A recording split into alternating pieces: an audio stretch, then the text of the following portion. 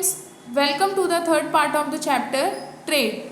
In this part, we will discuss about some economic organizations of the world. Okay, so let's begin with this part. International trade organizations. Carrying out trade at an international level is a more complex process than domestic trade. Okay, सी अगर हम domestic trade यानी अपने ही country के अंदर trade करते हैं तो बहुत ही इजी होता है, लेकिन अगर हम इंटरनेशनल लेवल पे ट्रेड करने जाएं तो वो क्या होता है, कॉम्प्लेक्स होता है यानी हार्ड होता है। कैसे कि अगर मीन्स दूसरे कंट्री के साथ ट्रेड किया जा रहा है तो दूसरे कंट्री के रूल्स रेगुलेशंस लॉज सब अलग होते हैं, ठीक है। तो इसलिए कहा गया है कि carrying out trade at an international level is a more complex process than domestic trade. Okay, अगर डोमेस्टिक ट्रेड किया तो वो इजी होता है, लेकिन अगर इंटरनेशनल लेवल पे ट्रेड कर रहे हैं यानी दूसरे कंट्री के साथ में ट्रेड कर रहे हैं तो वो थोड़ा सा डिफिकल्ट होता है। Okay, next, factors like the economy of the country, government policies, markets, laws, judicial system, currency, language etcetera influence the trade. Okay, means international level पे अगर हम ट्रेड करने जाएं तो ये फैक्टर्स दिए गए हैं। फैक्टर्स क्या क्या है, जैसे इकोनॉमी ऑफ द कंट्री, हमने 8th चैप्टर में पढ़ा था कि टाइप्स ऑफ इकोनॉमी क्या क्या था, कैपिटलिस्ट इकोनॉमी, सोशलिस्ट इकोनॉमी और मिक्स टाइप इकोनॉमी। तो हर एक कंट्री जो है, वर्ल्ड में जितनी भी कंट्री है सब ने अलग अलग इकोनॉमी अडॉप्ट की है। तो सबसे पहला प्रॉब्लम तो यही आएगा अगर इंटरनेशनल लेवल पे हम ट्रेड कर रहे हैं तो क्या है कि अलग अलग कंट्रीज़ ने अलग अलग इकोनॉमी अडॉप्ट की है, ठीक है। सेकेंड है गवर्नमेंट पॉलिसीज़, हर एक कंट्री के गवर्नमेंट की पॉलिसीज़ अलग अलग होती है, ठीक है। मार्केट्स, अभी हमें अगर इंटरनेशनल लेवल पे ट्रेड करना है तो सबसे पहले ये देखना है, हमें चेक करना है कि मार्केट्स अवेलेबल है कि नहीं। जैसे हमारे कंट्री की बात कर लेते हैं, इंडिया की, तो इंडिया में ज़्यादातर जो लोग हैं वो मिडिल क्लास फैमिली होते हैं, पुअर होते हैं। तो अगर हमने मीन्स ज़्यादा एक्सपेंसिव कार वगैरह बनाया और वो मार्केट में सेल करने के लिए जाएंगे तो कुछ ही लोग होंगे, मीन्स हार्डली लोग होंगे जो वो कार को परचेज कर सकेंगे। ओके, तो ये सारी चीज़ें देखनी पड़ती है। नेक्स्ट है लॉस, मैंने अभी बताया कि हर एक कंट्री का लॉस जो होता है मीन्स रूल्स रेगुलेशन सब क्या होते हैं, अलग होते हैं, ठीक है। जुडिशियल सिस्टम, करेंसी, ठीक है, जैसे इंडिया में रुपी चलता है, अमेरिका में डॉलर है, यूरोपियन नेशन में यूरो चलता है, ठीक है। लैंग्वेज का प्रॉब्लम एट्सेट्रा, तो ये सारे फैक्टर्स हैं जो ट्रेड पे अफेक्ट करते हैं, ठीक है। Next, the political relations between the two countries also influences the trade between them. Okay, अगर दो कंट्रीज के बीच में पॉलिटिकल रिलेशन अच्छा है तो दोनों कंट्री का ट्रेड रिलेशन भी अच्छा होगा। ओके, और पॉलिटिकल रिलेशन अगर अच्छा नहीं है तो ट्रेड पे अफेक्ट पड़ सकता है। जैसे एग्जांपल ले ले, इंडिया और अमेरिका का पॉलिटिकल रिलेशन अच्छा है, ठीक है, चाइना और पाकिस्तान का पॉलिटिकल रिलेशन अच्छा है, तो इन दोनों के बीच में ट्रेड रिलेशन भी अच्छा ही होगा, ठीक है। Next, sometimes the obstacles in the way of trading affect the mutual relationship adversely. Okay, कभी कभी तो ऐसा होता है कि ट्रेडिंग मीन्स ट्रेड के रास्ते में कुछ ऑब्स्टिकल्स आ जाते हैं, रुकावटें आ जाती है, जिसका असर जो है कंट्रीज के बीच में मीन्स कंट्रीज के रिलेशनशिप पे पड़ता है। Okay, next, to avoid this international economic and trade organisations came up, यानी ये कंट्रीज के बीच में डिफरेंसेस ना होने पाए, कभी कभी कॉन्फ्लिक्ट भी हो जाता है मिसअंडरस्टैंडिंग के वजह से, ठीक है, तो वो उल्टा असर ट्रेड पे पड़ता है। तो ऐसा ना होने पाए इसके लिए मीन्स इसको अवॉइड करने के लिए इंटरनेशनल इकोनॉमिक और ट्रेड ऑर्गेनाइजेशन स्टैब्लिश किए गए हैं, ठीक है। Next, to smoothen and justify the process of trade between countries of different economic standing some international economic organisations were formed. Okay, इस ट्रेड के प्रोसेस को जस्टिफाई करने के लिए, उसको और भी स्मूथ बनाने के लिए कुछ different international economic organisation form किए गए, ठीक है, ताकि अगर मिसअंडरस्टैंडिंग के वजह से कंट्रीज के बीच में डिफरेंसेस आ रहे हैं, ठीक है, म्यूचुअल रिलेशनशिप में अफेक्ट पड़ रहा है, तो ये अवॉइड करने के लिए ये इंटरनेशनल इकोनॉमिक ऑर्गेनाइजेशन फॉर्म किए गए हैं, ठीक है। Next, these organizations work towards the facilitation and growth of international trade, और ये जितने भी ऑर्गेनाइजेशंस हैं इंटरनेशनल इकोनॉमिक ऑर्गेनाइजेशंस हैं, ये किसके तरफ काम करते हैं? फैसिलिटेशंस, यानी वर्ल्ड में जो कंट्रीज हैं उनको सुख सुविधा प्रोवाइड हो सके, और ट्रेड मीन्स इंटरनेशनल ट्रेड के ग्रोथ के लिए वर्क करते हैं, ठीक है। Next, the details of a few organisations have been given here in the following table, okay.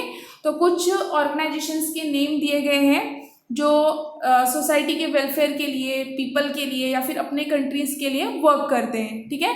तो ये इमेज भी दिया गया है आपको।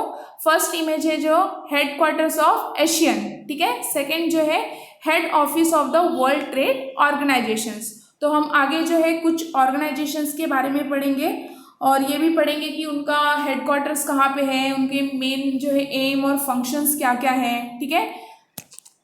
सो see some economic organisations of the world. So first column में दिया गया है name of the international trade organisation, ठीक है। फर्स्ट कॉलम में आपको दिया गया है इंटरनेशनल ट्रेड ऑर्गेनाइजेशन का नाम, ठीक है। सेकंड में दिया है number of member states and logo, ठीक है। जैसे WTO है, ओके। फर्स्ट जो ऑर्गेनाइजेशन है WTO, वर्ल्ड ट्रेड ऑर्गेनाइजेशन, तो उसके कितने मीन्स मेंबर्स हैं? 164, और नीचे आपको लोगो भी दिया गया है, ओके। थर्ड कॉलम में दिया गया हेडक्वार्टर्स, यानी ये जो ऑर्गेनाइजेशन है इसका हेडक्वार्टर्स कौन से कंट्री में है, ओके। तो फर्स्ट क्या है? जिनेवा, स्विट्जरलैंड कंट्री के जिनेवा रीजन में हेडक्वार्टर्स है, किसका? WTO का। अब हम देखेंगे कि WTO का एम्स और फंक्शंस क्या है, यानी ये जो WTO है वर्ल्ड ट्रेड ऑर्गेनाइजेशन, ये क्या काम करता है, ठीक है। So first point is to provide platform for negotiations in international trade. Negotiations का मतलब होता है बातचीत करना, कि अगर मीन्स ये एक ऐसा प्लेटफॉर्म है, WTO क्या प्रोवाइड करता है? प्लेटफॉर्म प्रोवाइड करता है। जैसे अगर सपोज इंडिया को ही अमेरिका से बात करना है ट्रेड से रिलेटेड, जापान से बात करना है, तो वो कहाँ पे जाके मीन्स नेगोशिएशन यानी बातचीत कर सकते हैं? WTO के प्लेटफॉर्म पे, ओके। तो WTO क्या प्रोवाइड करता है? इंटरनेशनल ट्रेड के लिए एक इंटरनेशनल ट्रेड के बारे में अगर बातचीत करनी है तो उसके लिए एक प्लेटफॉर्म प्रोवाइड करता है, ओके। सेकेंड पॉइंट है to handle the differences related to trade. अगर कंट्रीज के बीच में कॉन्फ्लिक्ट हो गया, मिसअंडरस्टैंडिंग के वजह से कॉन्फ्लिक्ट हो गया, डिफरेंसेस आ गए ट्रेड को लेके, तो वो कहाँ पे मीन्स ये प्रॉब्लम सॉल्व कर सकते हैं? WTO के प्लेटफॉर्म पे, ओके। तो सेकेंड पॉइंट क्या है? Handle the differences related to trade. Third point is monitor the trade policies of member states. नहीं, जैसे कि मैंने आप सभी को बताया कि हर एक कंट्री का जो लॉज है, रूल्स है, रेगुलेशन है, सब अलग अलग होता है। तो जो WTO है जिसमें 164 मेंबर्स जो है वो 164 कंट्रीज जो है वो मेंबर है WTO के, ठीक है। तो WTO का भी कुछ लॉज है, कुछ कानून है, ठीक है, कुछ रूल्स है, रेगुलेशन है। तो जितने भी मेंबर नेशंस है सबको उस रूल्स और रेगुलेशन के हिसाब से लॉज के अकॉर्डिंग चलना पड़ता है। और अगर बाई चांस कोई कंट्री वो रूल्स रेगुलेशन या लॉज के अकॉर्डिंग नहीं चल रही है जो WTO ने बनाया है, तो WTO उस कंट्री के खिलाफ जो है एक्शन ले सकता है, ओके। सो वही दिया है monitor the trade policies of member states, ठीक है। Last point, providing technological assistance and training to developing countries, okay. WTO क्या प्रोवाइड करता है? टेक्नोलॉजी। बाई चांस अगर कोई डेवलपिंग कंट्री है, जैसे हमारा इंडिया जो है वो डेवलपिंग कंट्री है, अगर उसके पास टेक्नोलॉजी नहीं है तो कौन प्रोवाइड करेगा? WTO, okay. सेकेंड ऑर्गेनाइजेशन है यूरोपियन यूनियन। उसमें कितने कंट्रीज मेंबर्स हैं? 28, ओके। तो ये जितने मीन्स 28 कंट्रीज जो है सबका एक मिला के एक ऑर्गेनाइजेशन है, इसलिए उसका नाम क्या दिया है? European union, okay. सो इसका हेडक्वार्टर्स कहाँ पे है? बेल्जियम के ब्रुसेल्स रीजन में, ओके। सो फर्स्ट पॉइंट एम्स और फंक्शंस अब हम देख लेंगे। यूरोपियन यूनियन का एम्स और फंक्शन क्या है? First point, established and integrated market amongst member Nations in Europe. तो यूरोपियन यूनियन के कितने मेंबर्स नेशन है? टोटल 28। तो उनका जो है खुद का एक बोला गया है इंटीग्रेटेड मार्केट होता है। इंटीग्रेटेड का मतलब क्या होता है? लिंक होना, मीन्स जितने भी कंट्रीज है, 28 कंट्रीज है, राइट। तो सबका मार्केट जो है एक दूसरे से क्या है? कनेक्टेड है, लिंक है, ठीक है। सो वही दिया है, established and integrated market amongst member Nations in Europe. Second point क्या दिया है, free flow of goods services and capital in Europe, means Europe में ही 28 कंट्रीज है, तो 28 कंट्रीज के बीच में जो है फ्री फ्लो है गुड्स का, मीन्स कोई भी कंट्री जो है, यूरोपियन नेशन टोटल 28 कंट्रीज है, तो कोई भी कंट्री जो है गुड्स दूसरे कंट्री को बेच सकता है या फिर वहाँ से परचेज कर सकता है, सर्विसेज का लेन देन हो सकता है, एक्सचेंज हो सकता है, ठीक है। कैपिटल में दो चीज आएंगी, मनी, ओके, पैसे भी आते हैं, और मशीनरी भी। तो अगर किसी एक कंट्री से दूसरे कंट्री में मशीनरी वगैरह ट्रांसफ़र करना है, या फिर एक कंट्री अगर पैसा लगाना चाहता है, इन्वेस्ट करना चाहता है दूसरे कंट्री में, तो उसके लिए मतलब फ्रीडम है, ठीक है, free flow of goods services and capital in Europe, कोई रेस्ट्रिक्शन नहीं है, ठीक है। Third point, custom duties have been cancelled on exchange of goods within members, यानी 28 मेंबर्स नेशन है, ओके, तो उनके बीच में जो है कस्टम ड्यूटीज को कैंसिल किया गया है। ये सब मेंबर नेशंस ने मिल के डिसाइड किया है कि अगर आपस में ही गुड्स को एक्सचेंज करना है, यानी कंट्रीज के बीच में ही, 28 कंट्रीज है टोटल यूरोपियन यूनियन में, तो आपस में ही अगर ट्रेड करना है, गुड्स को एक्सचेंज करना है, तो कस्टम ड्यूटी क्या किया गया है, कैंसिल। कस्टम ड्यूटी क्या होता है, टैक्स। जैसे अगर हम गुड्स को इंपोर्ट कर रहे हैं, ठीक है, अगर हम दूसरे कंट्री से, जैसे अमेरिका से ही कुछ मंगा रहे हैं, कुछ कमोडिटी मंगा रहे हैं, तो उस पर क्या लगेगा, कस्टम ड्यूटी, यानी हमें गवर्नमेंट को टैक्स पे करना पड़ेगा। सपोज अगर 200 का कुछ कमोडिटी है, सामान मंगा रहे हैं, तो उस पर अगर 20 रुपीज़ 30 रुपीज़ जो भी है टैक्स पे करना पड़ रहा है, तो हमें कितना टोटल अमाउंट पे करना पड़ेगा, 230, ठीक है। 30 रुपीज़ अगर कस्टम ड्यूटी पे कर रहे हैं, तो कितना अमाउंट हो जाएगा टोटल, 230, ओके। लेकिन यूरोपियन यूनियन में जितने भी कंट्रीज हैं, उन्होंने मिलके क्या डिसाइड किया है कि कस्टम ड्यूटीज को कैंसिल करना है, okay. Last point, common euro currency established, यानी पूरे यूरोपियन यूनियन में जितने भी कंट्रीज है, 28 कंट्रीज में एक कॉमन करेंसी है, कौन सा, यूरो, ठीक है। थर्ड ऑर्गेनाइजेशन इज ओपेक, यानी organisation of petroleum exporting countries. कितने कंट्रीज हैं टोटल, 13, ठीक है। ओपेक ऑर्गेनाइजेशन में टोटल मेंबर्स कंट्रीज कितने हैं, मेंबर नेशंस कितने हैं, 13, ठीक है। उसका हेडक्वार्टर्स कहाँ पे है, ऑस्ट्रिया कंट्री के वेना रीजन में, ओके। तो हम इसका फंक्शंस देख लेते हैं। फर्स्ट है controlling the international trade off crude oil. Crude oil जैसे कि क्या होगा, पेट्रोलियम, डीजल्स, ये सब, ठीक है। तो international trade off crude oil का इंटरनेशनल ट्रेड कंट्रोल करना। सेकेंड क्या दिया है, controlling the rates of crude oil production among member states, यानी मेंबर स्टेट्स कौन, जो मेंबर्स नेशंस है, 13 नेशंस है टोटल ओपेक ऑर्गेनाइजेशन में।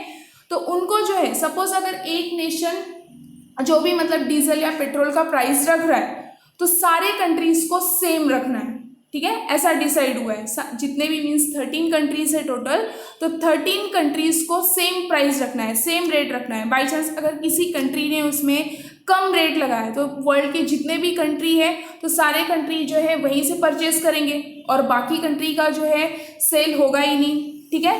तो क्या बोला है, controlling the rates of crude oil production among member states, okay.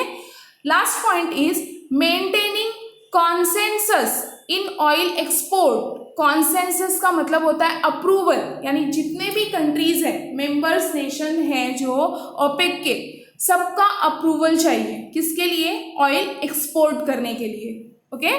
So maintaining consensus in oil export, okay. Next organisation है SAARC, South Asian Association for Regional Cooperation, okay. और इसमें कितने members nation है टोटल, 8, ओके। और इसका headquarters कहाँ पे है, नेपाल के काठमांडू रीजन में। अब हम फंक्शंस देख लेते हैं, क्या क्या है सार्क के functions. First point is finding satisfactory solutions to the common problems faced by countries in South Asia, okay. In South Asian countries जो है वो कॉमन प्रॉब्लम्स फेस करते हैं, जैसे कि पॉवर्टी हुआ या फिर इलिटरेसी हुआ, तो ये कॉमन प्रॉब्लम्स होता है। तो इसको अगर मीन्स 8 कंट्रीज अगर अलग अलग सॉल्व करने के लिए जाएंगे, तो इतना पॉसिबल नहीं हो पाएगा। और अगर जितने भी मीन्स मेंबर्स नेशन है, 8 मेंबर्स नेशन है, अगर सब मिल के इसका सॉल्यूशन ढूंढें, तो आसानी से ढूंढ सकते हैं, ओके। सो वही दिया गया है, finding satisfactory solutions to the common problems faced by countries in South Asia. Means सब मेंबर्स नेशन को मिल के सॉल्यूशन ढूंढना है जो भी कॉमन प्रॉब्लम्स है उनका। ओके, सेकेंड है इंक्रीजिंग सोशल वेलफेयर। वेलफेयर का मतलब क्या होता है, health and happiness of people. Society में जो लोग रह रहे हैं उनके भले के बारे में सोचना, ठीक है। सो increasing social welfare. Second, raising the living standard. Standard of living का मतलब क्या होता है, जैसे कि हमारे घरों में बेसिक फैसिलिटीज अवेलेबल होना चाहिए, लाइक फ्रिज है, कूलर है, फैन है, ओके, जो भी है, तो उसे क्या कहा जाएगा, लिविंग स्टैंडर्ड, ठीक है। तो उसको रेज करना। नेक्स्ट दिया है increasing regional cooperation among member states. यानी जो मेंबर स्टेट्स है, मेंबर नेशंस है, वो एक दूसरे को कोऑपरेट करके काम करना चाहिए, ठीक है, एक दूसरे को हेल्प करके काम करना चाहिए, ठीक है। तो ये फंक्शन है किसका, सार्क का। थर्ड पॉइंट है to remove unrest in South Asia. Unrest का मतलब क्या होगा, अशांति। बाई चांस अगर साउथ एशियन कंट्रीज के बीच में मिसअंडरस्टैंडिंग हुई, कॉन्फ्लिक्ट हो गया उनके बीच में, अशांति है, ठीक है, तो उसको रिमूव करना किसका काम है, सार्क ऑर्गेनाइजेशन का। ओके, नेक्स्ट ऑर्गेनाइजेशन है ASEAN, means association of south east Asian Nations. इसके टोटल कितने मेंबर्स हैं, 10। ओके, और इसका हेडक्वार्टर्स कहाँ पे है, इंडोनेशिया कंट्री के जकार्ता रीजन में। ओके, तो हम देख लेते हैं फंक्शंस ASEAN का।